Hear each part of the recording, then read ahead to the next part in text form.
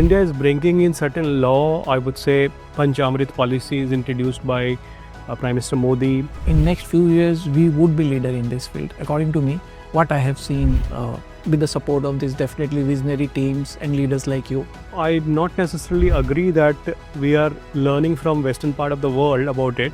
But yes, we have to abide by certain law which is imposed, something like CBAM is there today. The value system that we have about the planet, so that's very, very special. We still eat, or when there is a bhoj in our side, pattal we use, and now I think in the Western world they have started adopting that. We are shaping up in a very right direction. We are going very good.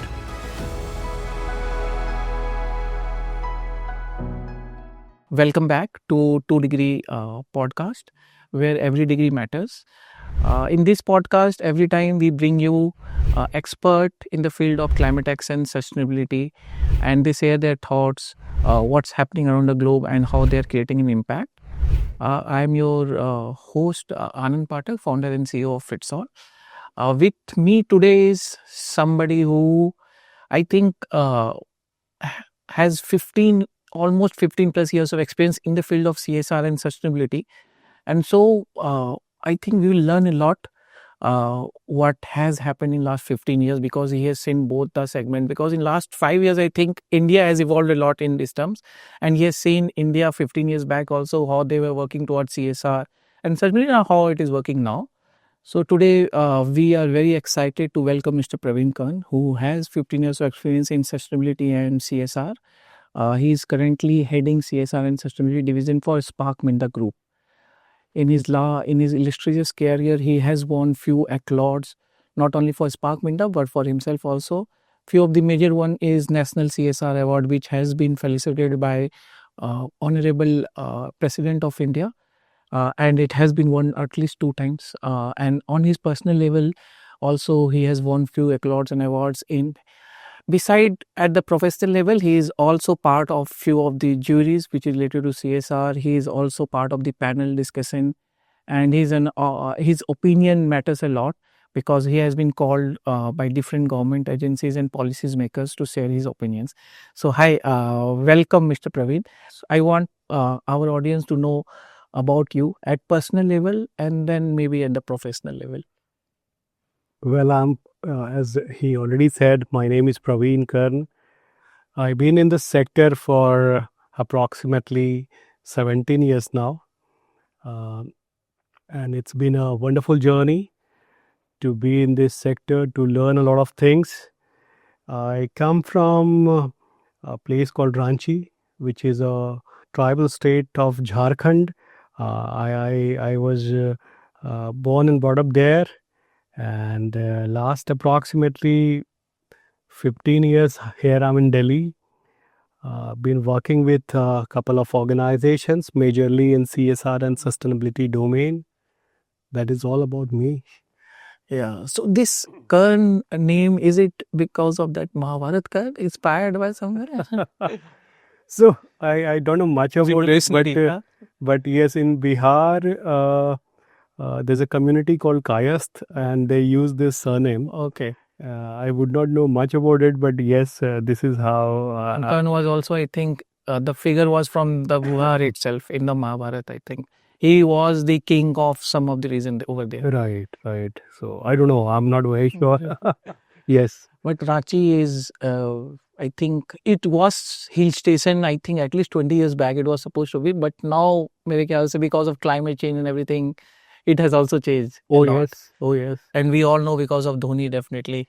Absolutely. Happens to be my classmate as well. Huh? Oh yes, we have studied together. Okay. But yeah, you talked about Ranchi and the climate change piece. I would say that last year I got an air condition installed in my Ranchi wale ghar pe. Achha, last year only. Last year only, but before that it wasn't required.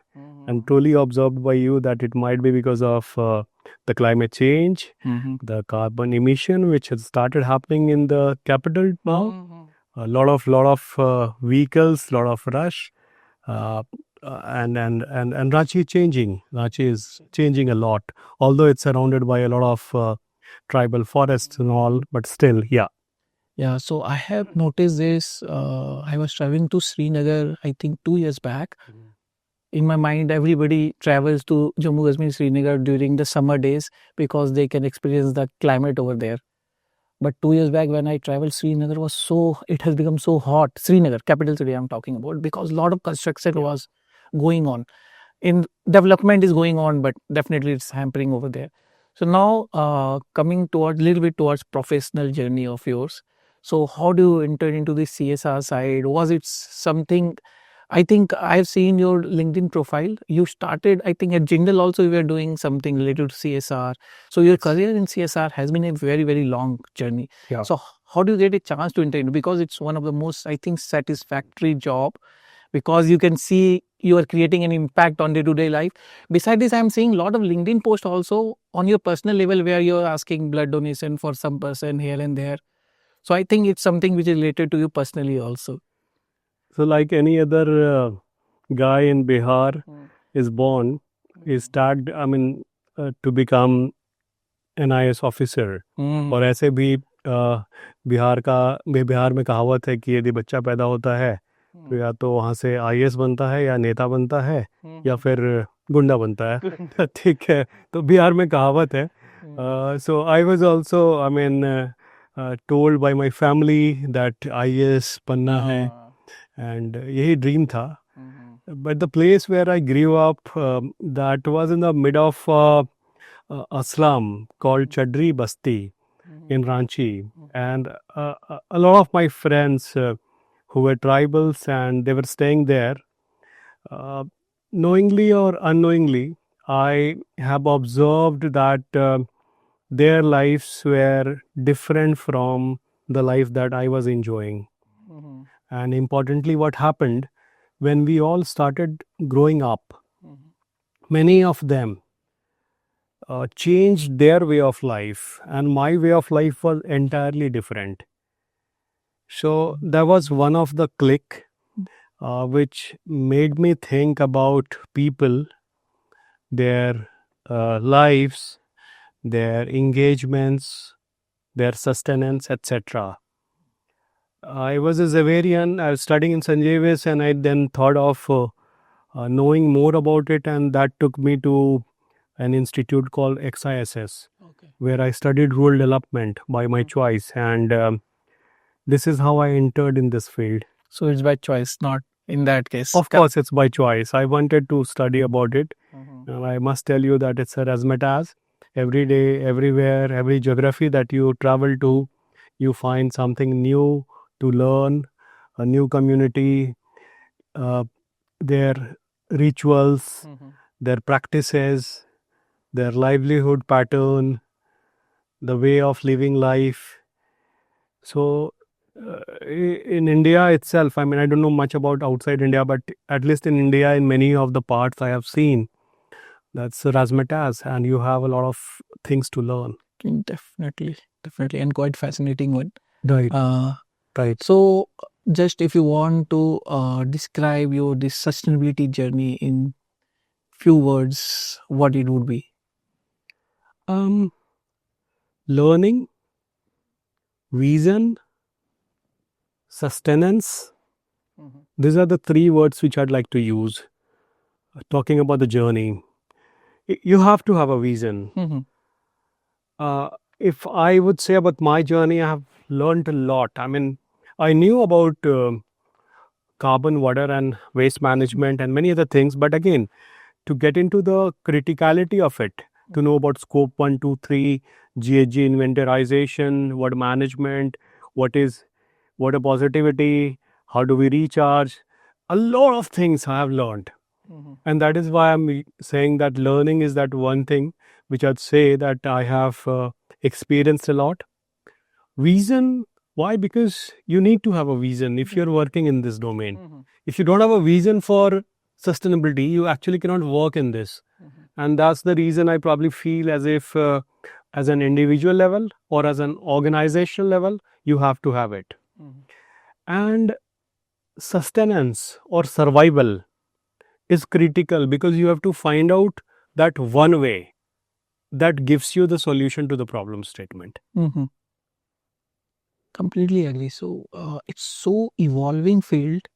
Every day we are learning new concepts, something new, which and we are devising new ways also. And globally, I think it has evolved a lot. The developed nations, they have kind of put lot of laws, degrees related to this, which we are trying to follow right now. And as I say, India has taken a lot of steps already, definitely supported by government initiatives. And I think in next few years we would be leader in this field, according to me, what I have seen, with the support of this definitely visionary teams and leaders like you. I am seeing that as a possibility. Now, see, the very um, cosmetic and theoretical part, although we might be learning today from the West, but Western countries, uh, when they started practicing sustainability, way before that, India was having the concept of Panch Tattva, Kshiti, Jal, Pava, Gagan, Samira. And we knew that how do we protect it, how do we take care of it. Yes. So I not necessarily agree that we are learning from Western part of the world about it, but yes, we are certainly, we have to abide by certain law which is imposed. Something like CBAM is there today, and if you're supplying it to Europe, then you are falling under certain purview of carbon emission, which you have to follow. And the trade has to, the business has to go. So go and grow. So to go and to grow, you have to abide by all such law which is being, I would say, imposed today. But I necessarily feel, I completely believe in this concept of Panchatattva, which India traditionally has, where we are worshipping sun, and we are worshipping the sun and the river for a reason. Yes. And that reason is because we know that we sustain out of it. And tree also. Today was there was some function at the house, a Tej function where Tree function, right? Correct. So we pray tree also. We also, So the value system that we have about the planet. So that's very, very special. Yes, India is bringing in certain law. I would say Panchamrit policy is introduced by Prime Minister Modi. By 2030, we have to reach to 5 goals, and one of the goals is like by 2070 we have to become net zero. Net zero. So that's fine. That's a very good direction, and there are certain quantitative targets also, which is good to go. I think we are shaping up in a very right direction. We are going very good. I completely agree. So because you were talking about Panch Tattva, so I noticed. So we still eat, or when there is a bhoj in our side, now pattal we use, and now I think in the Western world they have started adopting that, and that's very costly over there. And we have started discarding that, and there is a thermoform plates now in most of these festivities. Yes. Now coming to this a little bit towards CSR and professional side. So when I started, I told that you have been in this journey for last 15 plus years. You have seen both sides of the world. Yes. How we were doing 15 years back and what we are doing now. So if you can just summarize that journey, when you started, what it was and how it is now, how quickly or how efficiently we have become, or how it has evolved. No, see, things are getting better day by day, certainly. While initially the concept was more of philanthropic in nature, if I talk about CSR, charity, donations, they were more practiced rather than the professional organized programs and projects of corporate social responsibility. So this is one of those changes which has happened. There wasn't much attention from corporate India initially about CSR, but now the dimension after the introduction of the act also had changed. 2013 we got a act to mandatorily spend like 2% of net profit, which is there in place.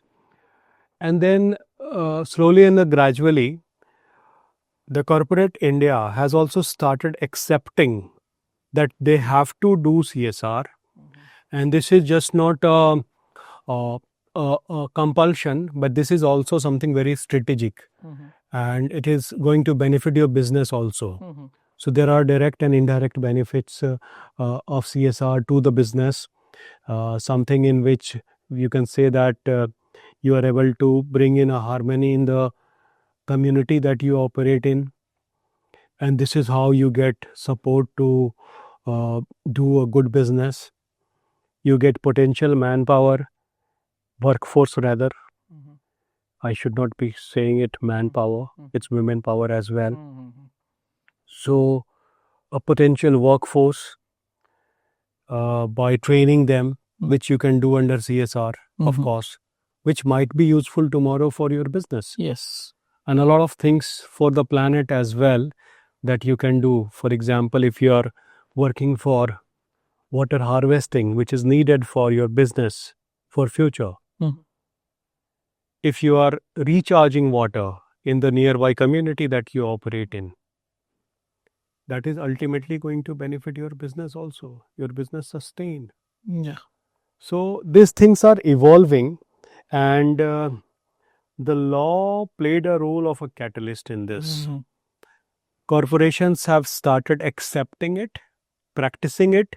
Now there are more project oriented, target oriented activities which are time bound, which are quantitative, which has parameters of assessment, which are research based, need based as well. Yes. So these are the changes which has happened, which I have observed in last approximately a decade. Completely agree. Completely. Yeah. So I have seen that you are part of some national level committee and policies maker also. So you are seeing, if I say you are at the both side of the table. So one where you are executing those things on the ground, and one where you are working with other teams and making policies and everything. So how you are balancing this role of definitely playing the leadership role at Spark Minda, and then thinking at the external level also how you can help overall India to evolve, CSR policies to be evolved at the India level or at the global level also. So see, doing good is significant, but learning it, that how to do that good, is also very, very important. Yes. So while I'm on this side of the table or the other side of the table, both the situations I'll be learning something. And when I'm the part of the leadership, I apply all those learnings which I've learned from either sides of the table.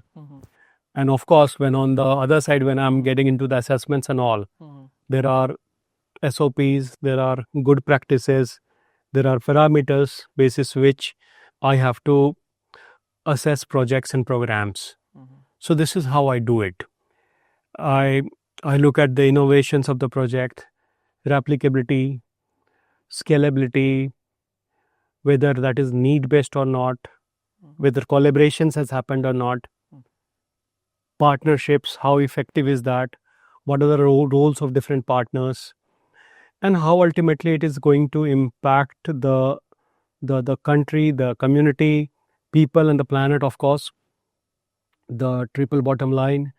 So the idea is also that this program should ultimately be reaching to the last mile, and there are methodologies to do it.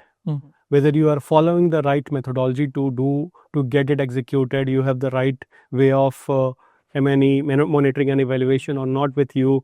So these are the few things which are very, very critical.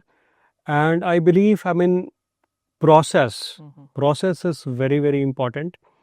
If you have the right process to do it, one should not, whether you are on the either side of the table, again I'm saying, you follow the process and don't be bothered about the results. Result will come. Result will come, definitely. Yeah. Very, very wise word. Right.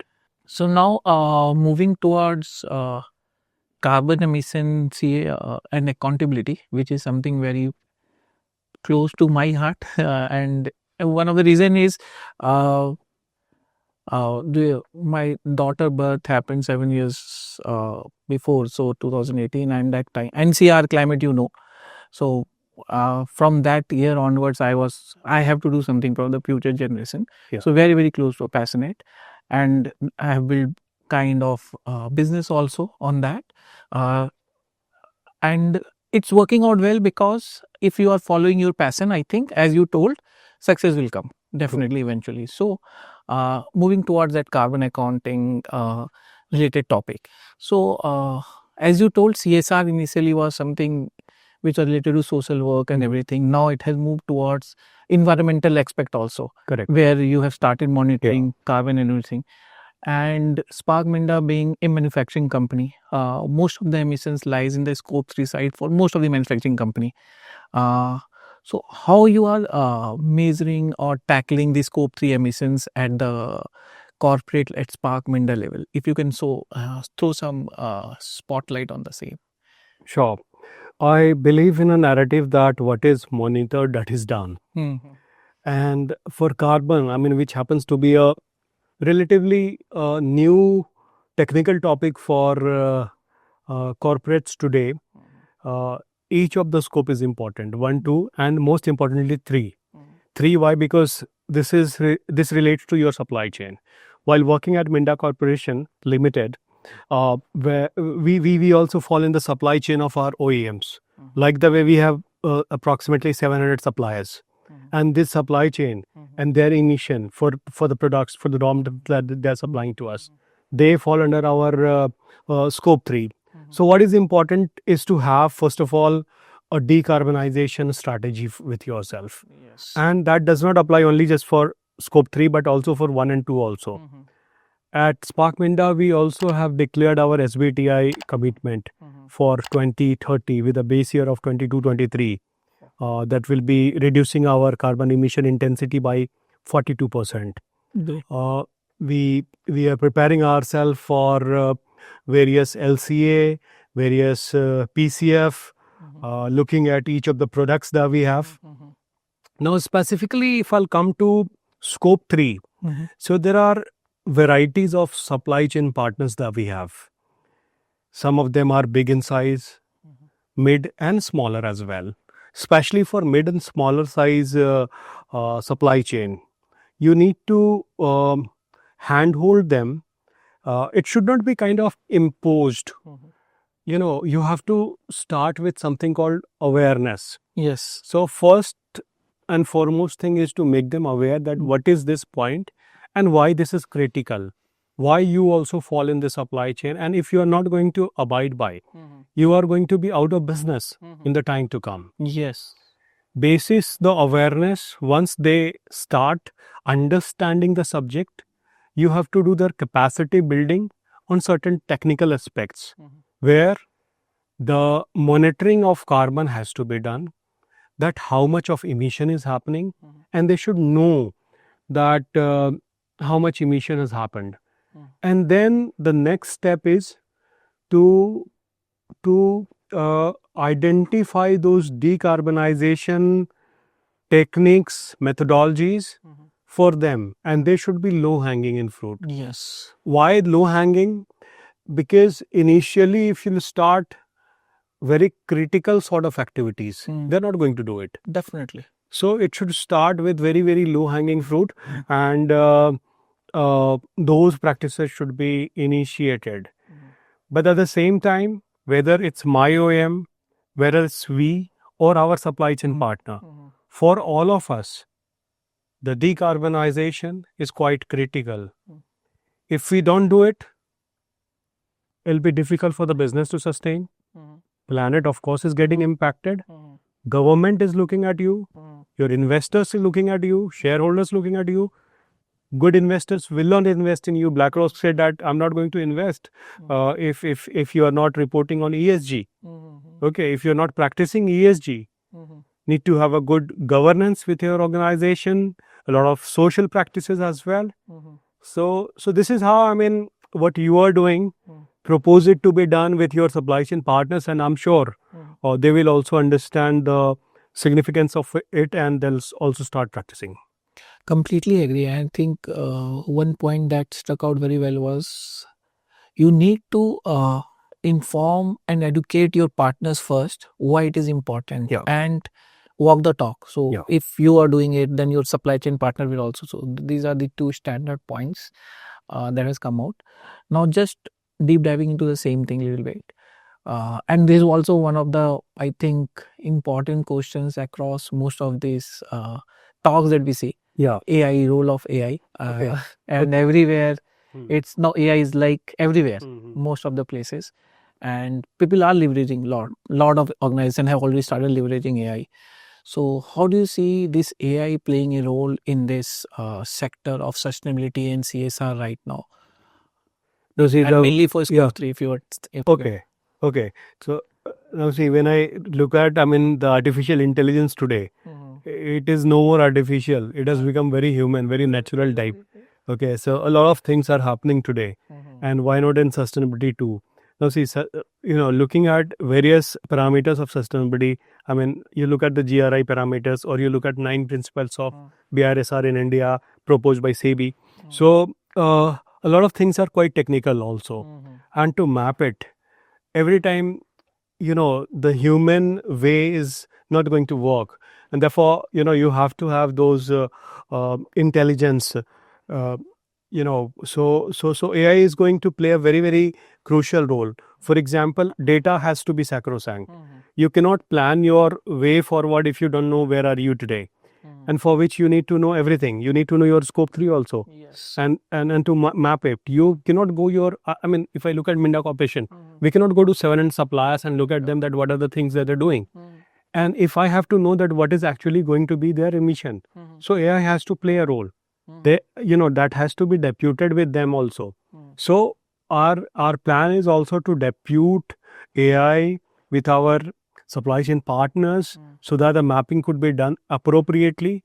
Data is sacrosanct, Right. and we are able to envision basis that data. Correct. Very, very important. It's going to play crucial role, and this is how the entire ecosystem of sustainability is going to be in future. Completely agree. And one of the challenge when and wherever we are also proposing is Yeah. the data itself is a challenge in India. Different database people are using, and because we have lot of SMEs, MSMEs, everybody is working with. Right. The education to them, training to them, what are the data they need to keep sacrosanct, correct, clear. I think there AI will play a huge role, as you were talking about. True. Now I think our public would have understood a lot about this sustainability and AI. We would like to wrap up this conversation with few of the quick questions which will cater to anything about sustainability and your life. Rapid fire, you can say. Sure. Can we start? Yeah. So, one book or resource or blog, anything that you would recommend on sustainability to the audience. A book which I'm yet to write. Okay. I'm in a process of writing a book, Oh. and I'll recommend it for all of you. So yeah, I mean, see, I've been working in this domain, and I believe that I must write a book also. A lot to feel. I mean, for me, when I was very young, the color of the leaves of the trees were different, and now it's changed. Okay. The air which I used to inhale, the feel of that was very different, which is changing today. Yes. Okay, the atmosphere, the climate which I used to feel, the rain which I used to experience, that has changed, and I promise you that I'm gonna write all that in my book. Great. I think we should be yearly waiting for that book release. Thank you. And we'll share with the audience when it is live. Now, a leader or personality who inspires you. My friend, MS Dhoni. Okay. I'm quite inspired by him, the way he shows his leadership skills. A lot to learn from him. The most understated sustainability challenge businesses should pay more attention to. So, like low hanging fruits, you attack. Right. Yes. See, one of the most important thing is that when business feel that sustainability is something which is other than the business, is wrong. Huh. You have to feel very much that this is the part of the business, very much the part of the business. It's rather a business strategy. Mhm. And I even look at the executives' commitment. Today in corporate India, the executives' performances are not linked to ESG performance. Mhm. I believe that's something which is the need Correct. that has to be done. Wrap up question. So, one piece of advice for the audience related to sustainability if they want to start their career in this. All right. So, see, हाथ तो गंदे करने पड़ेंगे. This is something that you learn from very grassroots experiences. आपको जाना पड़ेगा, आपको समझना पड़ेगा पानी क्या होता है, कार्बन क्या होता है, कार्बन कैसे इमिशन होता है, इसका इंटेंसिटी क्या होती है, वेस्ट मैनेजमेंट क्या होता है, कैसे करते हैं, क्या वो तरीके हैं. You have to know all that. Till the time you don't have experienced it by getting into this, you cannot actually come and become a very dynamic professional. So I also have done it. I would not say that I'm a thorough professional today, but yeah, I have a lot to learn and will keep learning that. And let me tell you that this agenda of planet and people is going to stay for a while. Carbon, water, waste management, इन 3 चीज़ों पे तो आपको महारत हासिल करनी पड़ेगी. इसको तो आप हनुमान चालीसा की तरह शुरू कर दीजिए जैसे आप करते हैं. No, I am not trying to be religious about it, but let me tell you that this is going to be the key of success for you for future. Practice it, then you'll understand what is sustainability, what is the global agenda, what are SDGs, what is this piece of climate change and the 2-degree thing you're saying, and why 2-degree. It can even be more than 2-degree if we are not going to be very careful today onwards. What is best part about it is that your profession, your study is going to benefit you, your family, your community, your country, your planet. Yes. So let's do it. Thanks. That was wonderful advice. Thank you. you for giving your time. I think it was very, very enriching sessions where we got some quick bites from the corporate side, what actions has been taken, what are the problems, and also about your personal life also. We got to learn a lot from that. So I would just like to thank you once again and would like to close and wrap up this podcast. Thank you very much. It was an honor to be here, and I wish a very good luck to Fitzall also. Working in this domain of sustainability, while many of the experts are not in market today, you are playing crucial role. I would like to congratulate you for that, and I wish the best of luck for your future endeavors. Thank you.